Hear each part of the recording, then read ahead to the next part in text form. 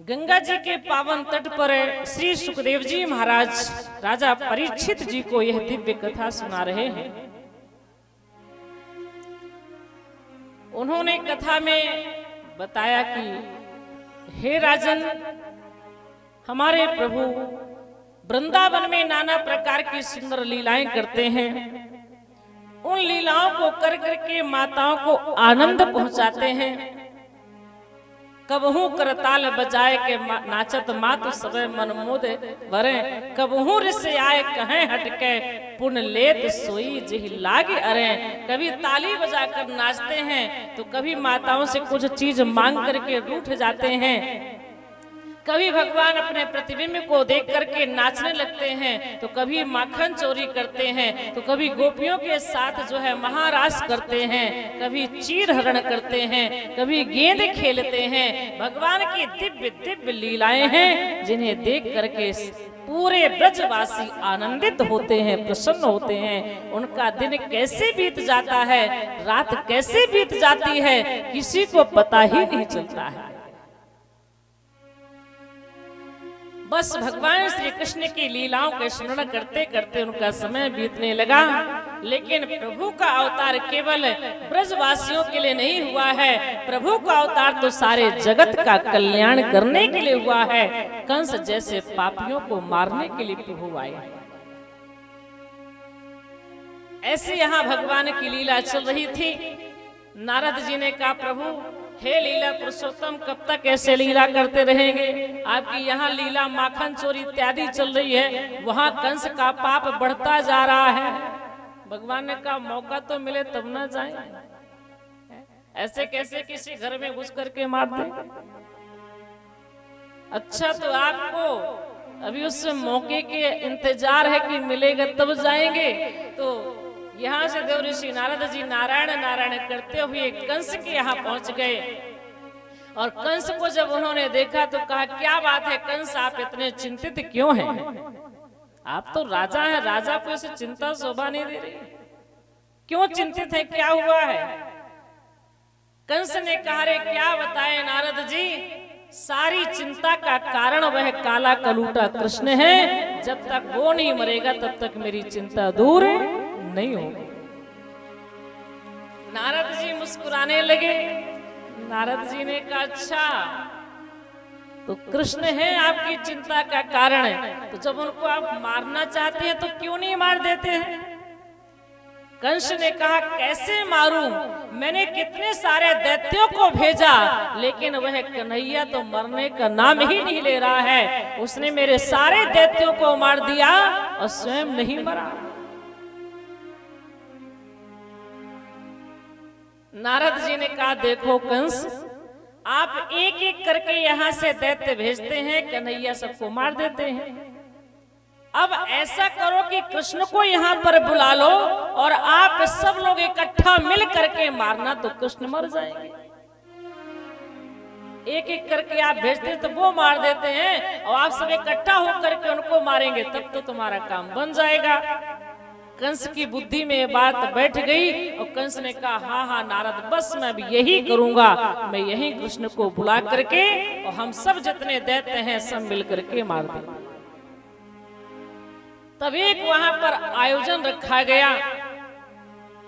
उस आयोजन में भगवान श्री कृष्ण को बुलाया जा रहा है। अक्रूर जी से कहा कि तुम जाओ और जाकर के कृष्ण बलराम को ले आओ। अक्रूर जी तो समझते हैं कि यह पापी कंस कृष्ण जी को मारने के लिए यहाँ बुला रहा है, और वो भगवान के भक्त हैं, वो प्रभु को ऐसे नहीं लेने जाएंगे कि मेरे प्रभु को कोई मार दे तो मैं कैसे ले आऊं। लेकिन अक्रूर जी डर गए, अगर नहीं जाऊंगा तो ये मुझे मार देगा, और प्रभु को लेने जाऊंगा तो प्रभु को मैं यहाँ लाऊंगा तो प्रभु को मारेगा, मैं क्या करूं। बड़े असमंजस में अक्रूर जी फंस गए और उन्होंने कहा, कोई बात नहीं। भगवान का चिंतन करते हुए अक्रूर जी वहां से चल देते हैं। किम मया चरितम भद्रम किम तपम परम तपहा, मैंने कौन सा ऐसा तप किया है, कौन सा मैंने ऐसा सत्कर्म किया है, कौन सा ऐसा मैंने पुण्य किया है कि आज मुझे प्रभु का दर्शन मिलेगा। इस दुष्ट कंस के हाथों से मैं मरना नहीं चाहता हूँ, मैं प्रभु का जाकर दर्शन करूं। प्रभु तो सामर्थ्यवान है, परमात्मा है, एक कंस उनका क्या बिगाड़ सकता है। और यह भाव रख करके अक्रूर जी वहां से चल पड़े। रास्ते में भगवान का चिंतन करते हुए जा रहे हैं, आज मैं प्रभु का दर्शन करूंगा, आज मेरे नेत्र धन्य हो जाएंगे, आज मेरे प्रभु मुझे मिल जाएंगे। ऐसे सुंदर सुंदर कल्पनाएं करते हुए अक्रूर जी कब पहुंच गए वृंदावन में पता ही नहीं चला। कैसे कल्पना कर रहे हैं, जैसे रामचरितमानस में आप देखें, जब रावण कहता है मारीच से कि तुम जाओ और जाकर के राम की कुटी के सामने सोने का मृग बन करके विचरण करना, और जब राम तुम्हें पकड़ने के लिए जाएंगे तब मैं सीता का हरण कर लूंगा। तो यहाँ मारीच ने पहले कहा मैं नहीं जा सकता हूँ, क्योंकि राम साधारण मनुष्य नहीं है, वो तो साक्षात ब्रह्म है, वो मुझे मार देंगे। रावण ने कहा तुम नहीं जाओगे तो मैं तुम्हें मार दूंगा।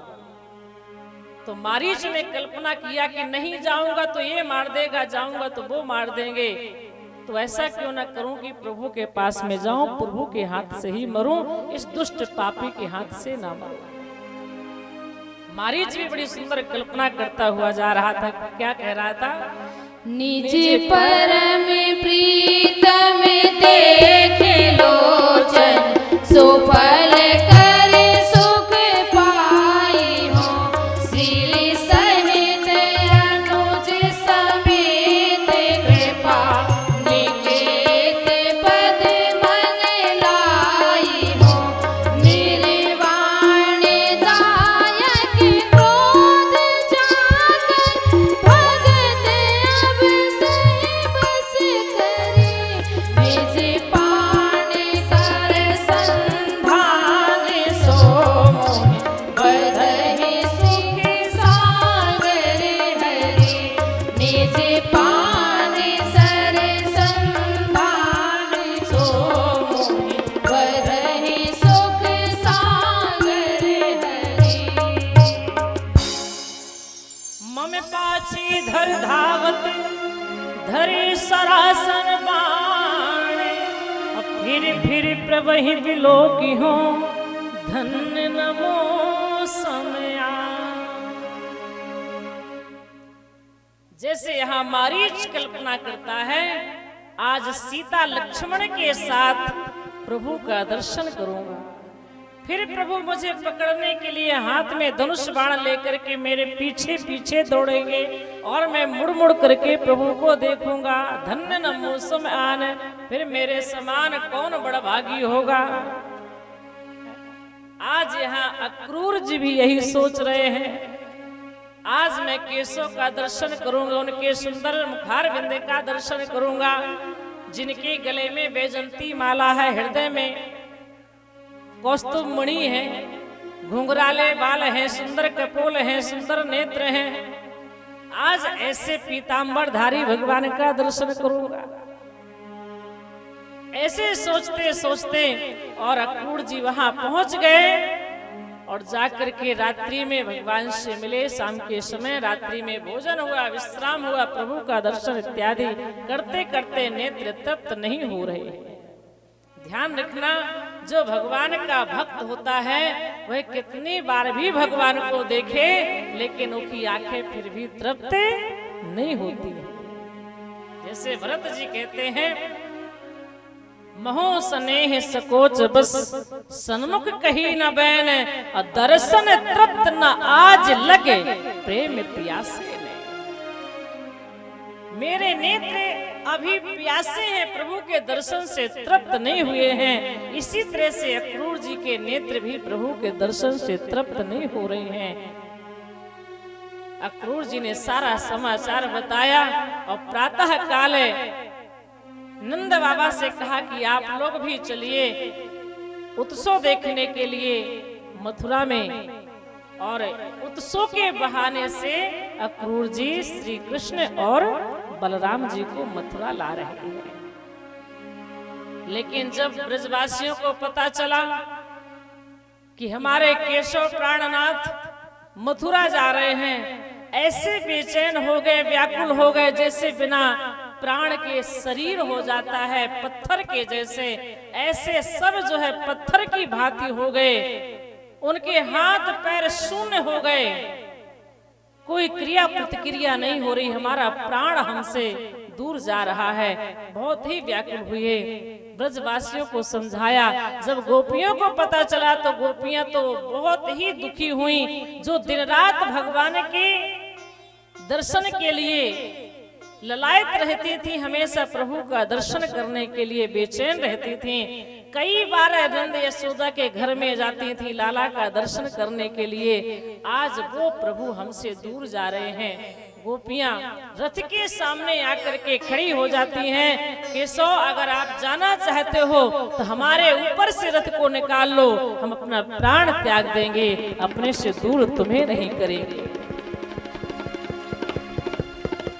इन आंखों से ओझल मत हो कन्हैया, हमें मत छोड़ो केशव। बार बार आर्त होकर के पुकारने लगी, भगवान से प्रार्थना करती है। जा रहे हो तो जाओ, ब्रज छोड़कर सबका दिल तोड़कर, प्रेम ब्रज सा कन्हैया नहीं पाओगे, नहीं पाओगे।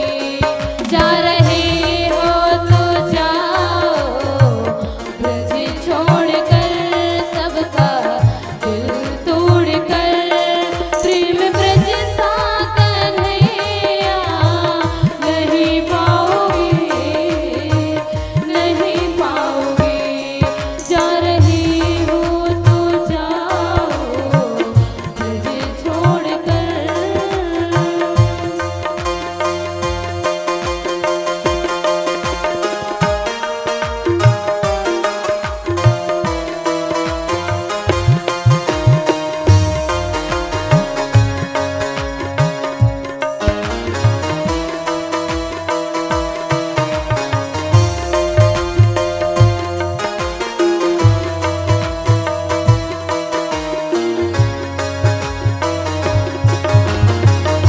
सभी लोग तालियां बजाएं।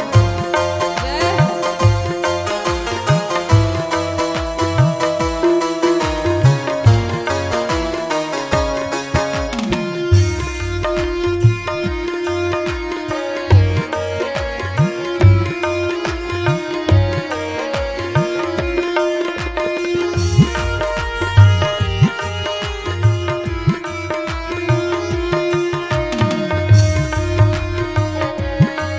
ये लताएं कदम की, ये डालियां तेरे बचपन के साथ हैं। सावरिया, सावरिया, ये लताएं कदम की, ये डालियां तेरे बचपन के साथ हैं। सावरिया, सावरिया, कुंज गलियां कहानी तेरी गा रही, श्याम तेरी गा रही। ऐसी गलियां कन्हैया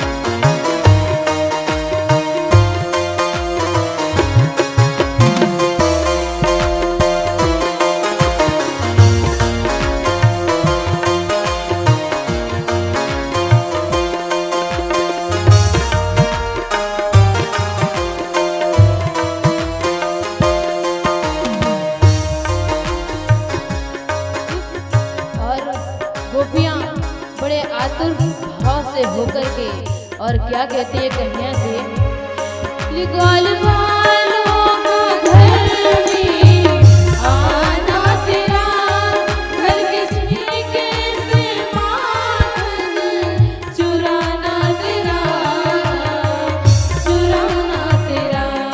लिगोल वालों को घर में आना तेरा, घर किसी के से माखन चुराना तेरा, चुराना तेरा। स्वाद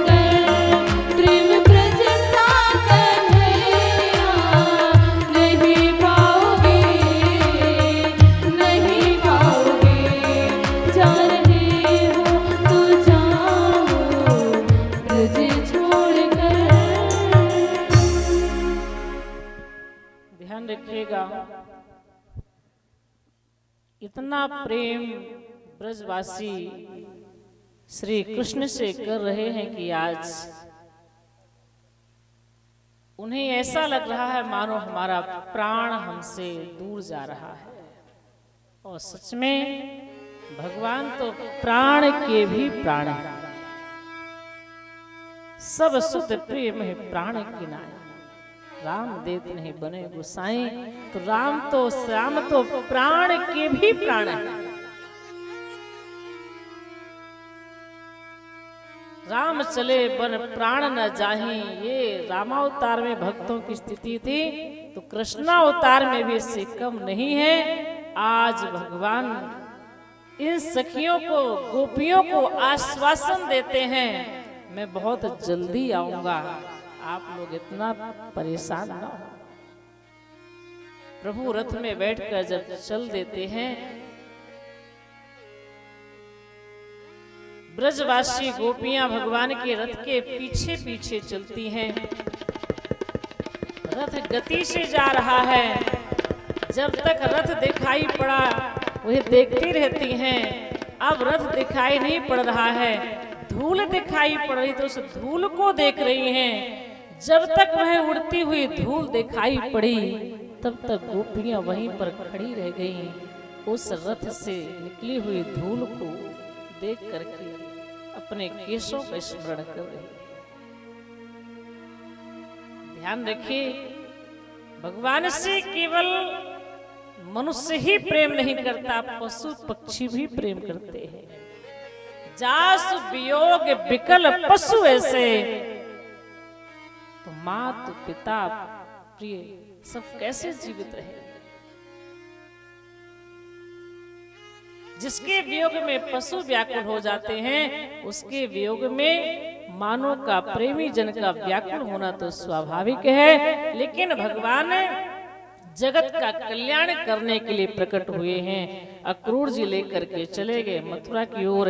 यहाँ से ब्रजवासी भी, नंद बाबा इत्यादि सब अपने अपनी गाड़ियों में बैठ करके सब मथुरा की ओर जाने लगे। कंस का कर दे देंगे, वहां के बढ़िया मेला का दर्शन भी हो जाएगा, वहां का उत्सव भी देख लेंगे, इत्यादि विचार करते हुए सब वहां से मथुरापुरी को प्रस्थान करते हैं।